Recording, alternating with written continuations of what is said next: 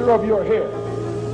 Who taught you to hate the color of your skin to such extent that you bleach to get like the white man? Who taught you to hate the shape of your nose and the shape of your lips?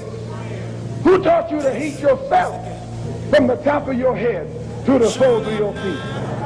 Who taught you to hate your own kind? Who taught you to hate the race that you belong to?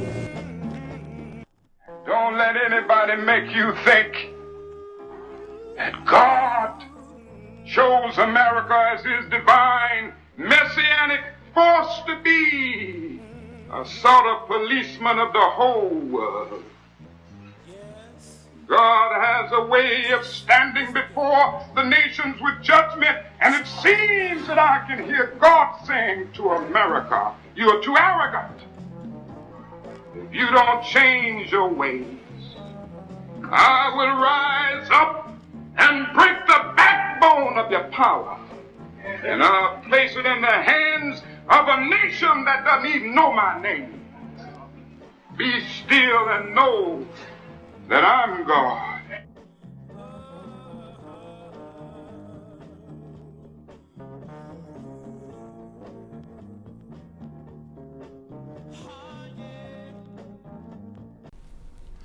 Welcome again to Street Talk. My name is Ahmad Shakaraki, and on Street Talk, what we do the political, social, and economics here in Michigan, the U.S., and abroad.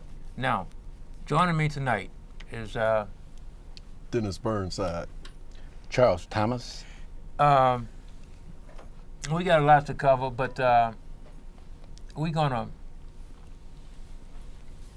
go back for a few minutes and cover the program we had Saturday.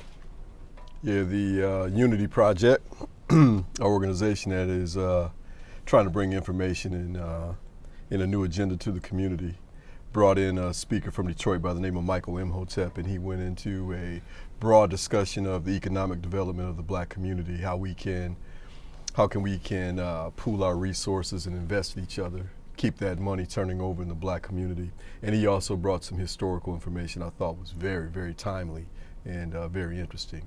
And I did a presentation on the Haitian Revolution, and had a pretty good turnout. I was pleased by it. Yeah, excellent presentation too, by the way, Dennis. Thank you. Yeah, and I did like the audience, and I think the venue was very appropriate for what we were given as far as community. I think we need to understand too that Shabazz is a beacon in the community, and we need to support it. And it takes economics, and we got everything, but we don't have any money as a community.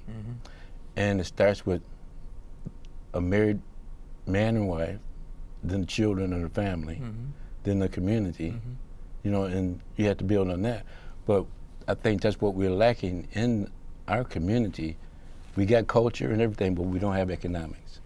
Well, I think one of the points Mike made is we do have the money. We just don't invest it properly. Right, yes, not channel. $1.4 trillion GDP in the black community in the United States, $1.4 trillion. With that, we've got 22 banks. Koreans and have 58, and I think the Hispanic community has something like 42 banks of their own. And obviously, we need to have our own banks. We need to have our own banks and credit unions where we can invest and go and recirculate the money, because that's what banks are for, as Mike made that point. It's not just to hold your money, it's to recirculate it within its own customers. And what we want to do is be able to go there and get loans for businesses, loans for homes, and loans for education, the priorities.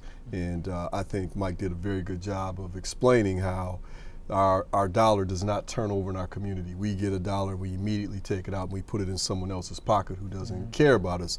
And that is the reason why we have so much poverty in the black community. We just don't invest in our own. Yeah, and there's another issue too. There's a lot of people that don't know about Greenwood.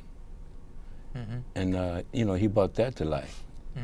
And I wish more people had showed up to receive this information that Michael Imhotep was able to give us. But he has his own radio show. Yeah, the African History Network show. He also has his own show in the morning. I forget the station in Detroit that is broadcast on terrestrial radio, and he has probably a 7-year archive of interviews, and I've heard everything. I've heard everyone on there from you name it, Francis Cress Welsing, James Smalls, David Imhotep. Just some of the grandmaster teachers in our culture who've been on that show have been interviewed and conveyed knowledge that is just amazing. Booker T. Coleman, known as Kaba Kamene, who's done a lot of work with the Dogon. He did a whole series on the Dogon, and it was just fascinating. I hate I missed that. Yeah, and me being a traveler, I listen to it while I'm sitting on a plane or in my car, and it's just like having a mobile classroom. And you really did miss it, Charles, because you just go to his website. It's all in there in archives. You can pull it up, listen to it at your leisure. Yeah. And the thing I like about that is, rather than listening to it live, if you have to get out of your car, you can pause it, come back, and start where you left off. You can rewind it, and take a note of something that you heard that just blew your mind, and go on from there. But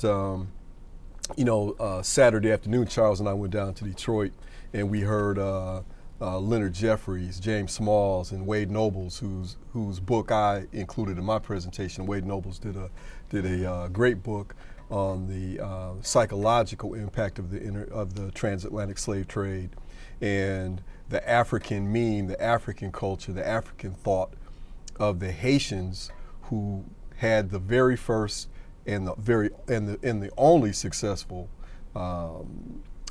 slave revolt that was able to build a nation, start its own democratic republic. And it went into detail about not only how they did it militarily and politically and strategically, but how their mindset, how their psychological profile prepared them for that moment, rather than trying to be an imitation of what the Europeans do.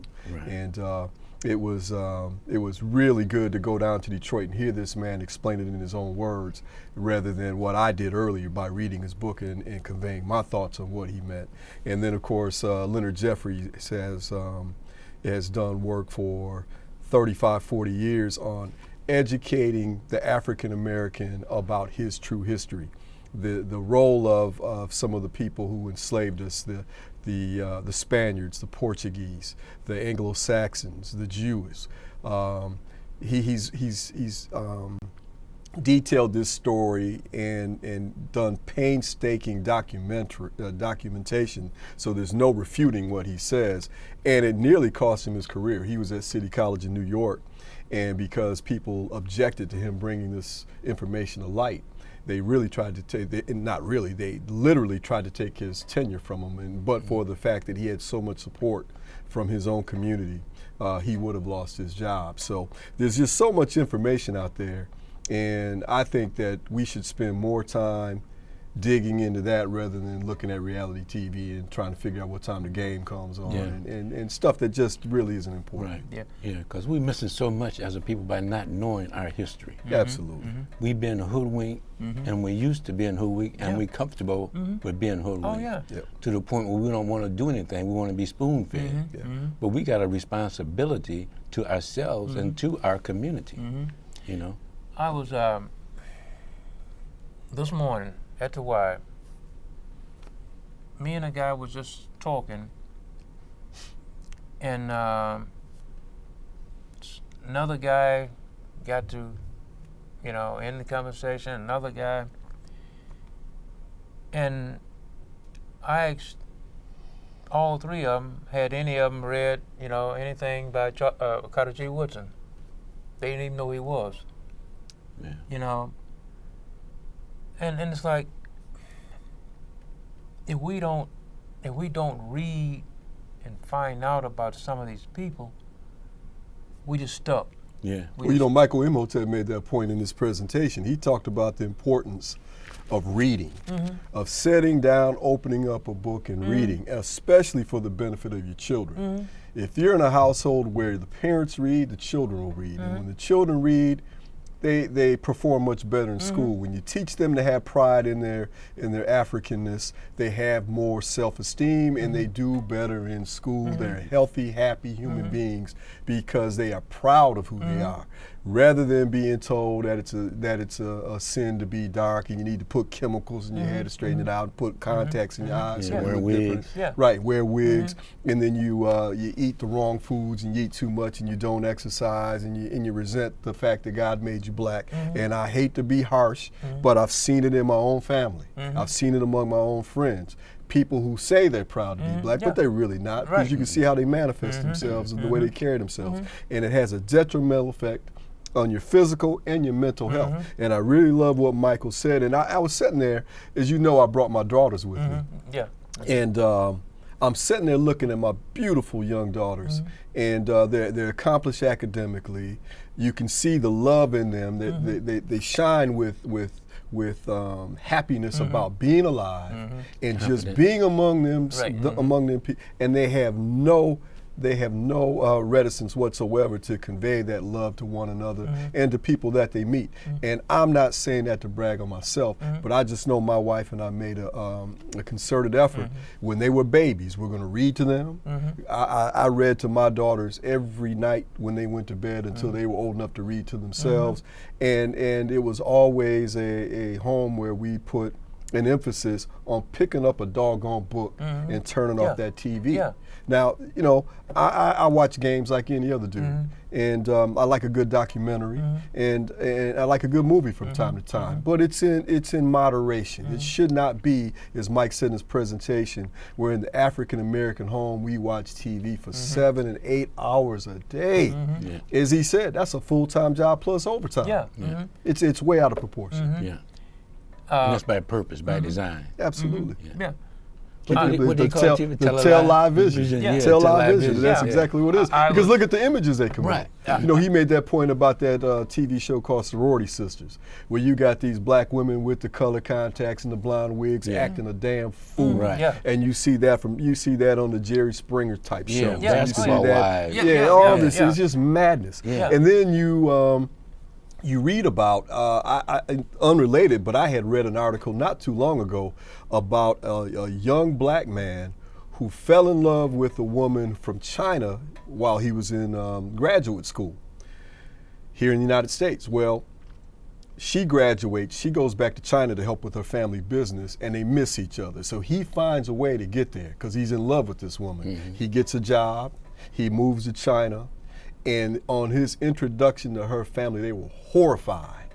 Not because they were racist, not because they were bigots, but because the image of the black male that they see from the TV Hollywood. shows and movies that are translated in their language shows us to be so negative, so beastly, Right. and it's not a realistic and portrayal. we act it out. Yeah. In many cases, we do, Yeah. because you'll have black folks say, "I'm keeping it real, Yeah. keeping it real, keeping it what real Yeah. dumb." Don't know it's real. Right, Yeah. they don't know what real is. No, no. But then again, they don't know the history. Right.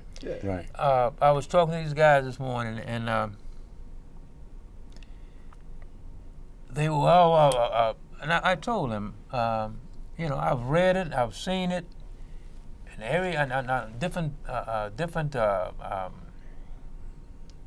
different people have said it, and you know, I mean, if I read it, all these different people done said it.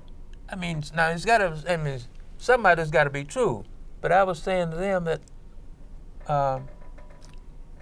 blacks watch too much TV. You know, I said we watch too much television. You know, if we cut the TV off and get a book, you know, and then they was it ain't like that now because they got the you know the phones and some other junk he was saying.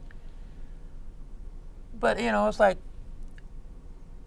I done got this information from all these different things, and they all saying the same thing. You know, is that we watch too much TV. Too much garbage. Yeah. Yeah. And you'll talk to teachers, meaning teachers who mean well. Yeah. I don't care if they're white or Yeah. black or in between. They'll tell you about how our children don't perform in school, and it's because they're impoverished and they don't have parents who have a strong academic background, and there's all these different reasons, and many of them are legitimate. Don't get me wrong. Yeah. But my point is, if those children were taught before they even started school, like my children were taught, that the very first people on the planet to develop high mathematics, calculus, physics, trigonometry, geometry, the mathematical formula pi, the mathematical formula that's now known as the Pythagoras theorem, which was used to build the pyramid thousands of years before Pythagoras, a Greek, walked the earth, all came from the Nile Valley, and they were all black-skinned people. That music, law, medicine, in fact, brain surgery, cataract surgery, thousands of years ago, documented evidence exists to prove this. And you're gonna tell me you can't go over here to Sexton and get a B in algebra? It's too hard for you? Yeah. I mean, you can't go to school and read a book and give a cogent book report about what happened. That's too hard for you? No, it's not. No. You've been brainwashed into believing that you don't have the capability to do it, and it's your people who develop those disciplines. The liberal arts came from Africa. And I have to say that the most devastating or most diabolical thing that's being taught in our community is to worship the image of another man. And I'm not ashamed to say it, because these black churches are keeping us stagnant and in the dark. When you got more than 66 African American churches in Lansing, and there's no sense in us having all the poverty that we have when these ministers are riding through the community and all these Mercedes and all these Jags and all these. Right, and they can't get together to help the community, but they are joined together and they're keeping us in poverty by putting all this 10% pressure on us. And instead of creating businesses and let the businesses pay 10% and give the people a break and start paying people's bills. You got to help yourself before you can help anybody else. You got to love yourself before you can love anybody else. Well Don't said, teach my children to love a white man after what the white man had done to us. That's asinine, and they should get rid of all the images and symbols of Christianity out of their church. Well, you know, in fact, it was part of my presentation Saturday, and I was talking about the Haitian Revolution. In 1790, the year before the revolution started, there was a man named Boukman. And Boukman said that one of the things that we need to do is throw off the white man's God. And now he wasn't talking about something vague. He's talking about the Catholic Church, the cross, the image of Jesus. He said that's what's holding us in our place. Now, the advantage that the enslaved Africans in Haiti had was the French was so brutal that they were killing them so fast that they had to replace them every 3 years. They were bringing them over here while they were adults and working them to death, but they retained that African meme, that institutional memory of their own spiritual system, of their own educational system, of their own military training, their own language, their own culture, rather than having what you had in most of North and Central and South America, where you brought Africans in here enslaved as children and brainwashed them into believing that their pie in the sky was there when they died if they just believed in white Jesus. And it was easy to control them physically because you had them shackled mentally. That didn't happen in Haiti. And so one of the very first things Boukman said is, we've got to throw off this white man's God. That's for him, that's not for us. That has nothing to do with us. And because of that strong adherence to our own spirituality and our own culture, they were willing to fight to the last breath rather than say it's okay because I'm going to get rewarded later. And so what you say is so important, Charles. And you can tell someone a factual thing like, in fact, I was talking to a brother at the presentation Saturday, and I said, look, man, it's a historical fact. The image of Jesus Christ did not exist until 325 AD. He's not historical. There's no contemporary evidence of him walking the earth. There's nobody who said I went to school with him. I knew his brother. He liked to do this. He was educated there. I saw him walk on the water on this date. He made he turned some water into wine on this date. But in front of these, nothing. You don't. But on 325 AD, You can read the documents that exist, the Council of Nicaea. Go online and read it for yourself. Don't believe me, people. And you can see where they chopped it up among themselves under the auspices of Constantine and said, what do we need to do to make this image, this cross, this organization powerful and controlling? Right. We've Like- got to like come the up with pharaohs. something. Yeah. We've got to come up with something that these people can buy into. Yeah, because- and that's when they wrote Jesus the Christ in history, which was 800 and something. I take that back. It was 1,200 years after the first Christ existed on earth, which was Ptolemy Serapis Soter, who wrote himself into history as a savior, changed his name to Christos, and it's well documented. Yeah. But you tell the average black man or woman that, and you man. might get cussed Oh, out. man. You might get hit Yeah. in the chin. Yeah. Because that's how severely damaged that profile or that image has done to us. Yeah. We don't want to hear nothing Yeah. else. Of course not. God is white. Yeah. If you tell me that God is white, I ain't. If you You put the a, devil. Yeah, yeah. right. Satan told you Yeah. that. Even if you put a black image up there, they stop coming to church. Yeah. And And then you wonder why the black woman goes home and doesn't respect her black man. Black man, What yeah. can you do for me when I need that white Right, Jesus? yeah, that up white there? man Yeah. did, yeah. And even going past that, Charles, you have people try to come up with a way to turn a European narrative black. Well, the Pharaoh was evil, but the Jews came out of there as slaves. And wait a minute, there was never any slave Jewish people who built pyramids No. in No. any of the iterations of Kemet. You don't have a black Moses because Moses didn't exist. There was That's no it. black David. Quit trying to change Mark and Luke and all the apostles black. They're made up people. Yeah. Now you do have true characters that you should study and learn from who were spiritual, and you can teach your children about, like Queen T, like Imhotep, the world's first multidisciplined genius, and you can teach them about the different pharaohs. Yeah. Because the first time they tell And you, show oh, 'em. Pharaoh did this, well, which Pharaoh? Yeah. That'd be like me coming up to you and say, oh, president did this. You gonna say, which president? Yeah. I don't know 45, president. yeah. It's ignorant. Yeah. But we don't want to learn it. No. Because if I tell you that and you're a devout Christian, all of a sudden you're gonna see me with devil Yeah. horns and Satan got Yeah. my mind. Yeah. I can tell them where the word Satan came Yeah. from. Yeah. But they don't want to hear. They don't want that responsibility of waking up. Maybe that's it, brother. Yeah. Maybe that's it. Yeah. Maybe that's just too much to take Yeah. on. We're When you so have to you have to save yourself, Right. Rather Yeah. than sitting Yeah. down and giving 10%. But I'd rather stay in the darkness. Yeah, and I can go out on Friday night, do my thing at the club, and Saturday night I can do my thing on my little side Yeah. thing, and Tuesday night I can go to the casino, Yep. and Yeah. Wednesday I can shoot a little dice Yeah. because I'm saved. Yeah. Right. It's Yeah. all good Yeah. because Yeah. I've accepted Jesus. Yeah. That white man died for that. Yeah. Rather than what the African spiritual system said is, you must live right. Yeah. You must live according Ma'at. to Ma'at. You have to do right by your brothers and sisters. You must live a life free of sin.